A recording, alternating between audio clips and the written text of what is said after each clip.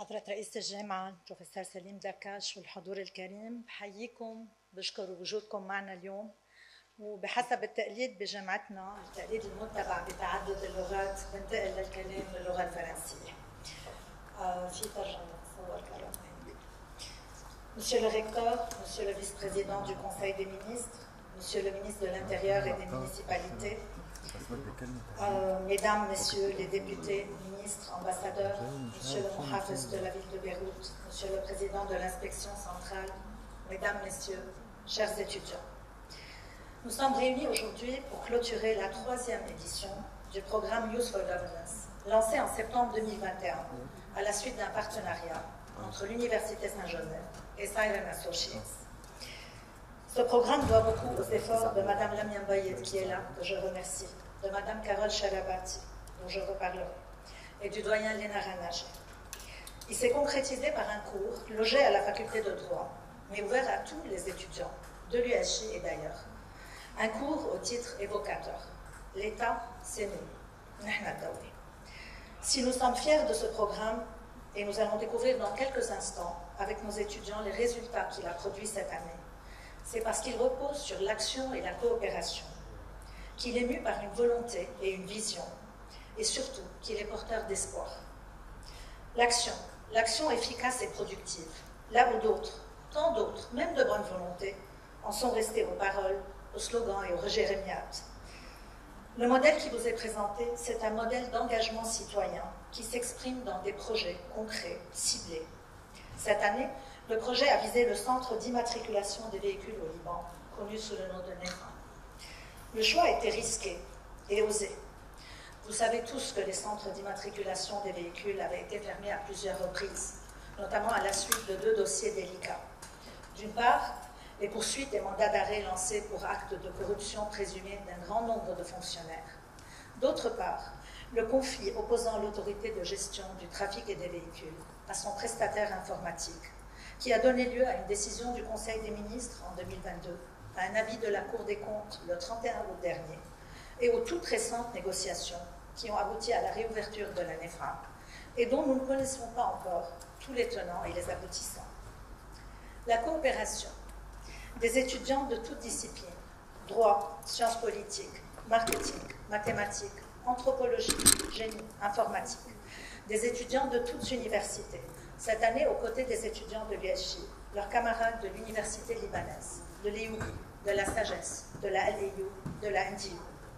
Tous ont joint leurs efforts à ceux des fonctionnaires de l'administration restés sur place, aux quelques 30 officiers des FSI et de l'équipe de Siren. À NEFA, les étudiants se sont répartis en plusieurs groupes.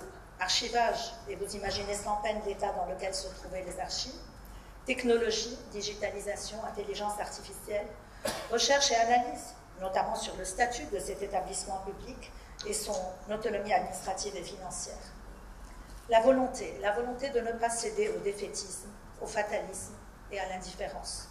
Cette volonté n'aurait pu exister sans vision. Si l'effondrement des institutions de l'État a permis de mesurer une chose, c'est bien le besoin d'État. Non pas un État omniprésent qui étouffe les initiatives privées, qui étouffe les libertés, mais un État qui assure à sa population les services essentiels dans la dignité et l'égalité. Non qui pousse à quémander ses bienfaits auprès des partis politiques et des chefs de communauté. L'espoir enfin, l'espoir de redémarrer une administration, lorsque tant d'administrations sont à l'arrêt, à un moment où l'effroyable crise financière a vidé l'État de ses fonctionnaires les plus compétents.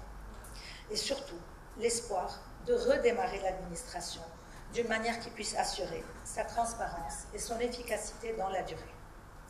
Derrière cette action volontaire, mue par une vision et porteuse d'espoir, il y a des femmes et des hommes.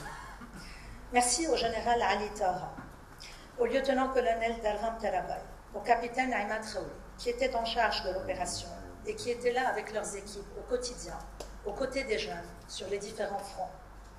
Merci à Siren, en particulier à Carole Charabati, pour sa compétence, sa ténacité, sa disponibilité de tous les instants, son énergie communicative et sa réactivité. C'est sous ton impulsion, Carole, que les choses ont avancé. Merci au recteur Salim Dakash pour son soutien au projet et sa présence significative chaque année à la cérémonie de clôture. Merci au ministre de l'Intérieur et des municipalités, au Mohafiz de Beyrouth, qui ont volontiers accepté et facilité cette immersion salutaire des jeunes au cœur de l'administration qui relève de leur autorité. Permettez-moi ici d'exprimer le vœu que vous pourrez lutter contre les interférences qui agitent les dossiers dont vous avez la charge. Mes remerciements s'adressent enfin à tous les étudiants de l'USJ et d'ailleurs, qui ont préféré, à un été plus confortable, au bord de la mer ou dans les hauteurs plus fraîches de nos montagnes, faire l'expérience de l'administration publique et mettre leur talent, leur énergie et leur motivation au service de l'administration.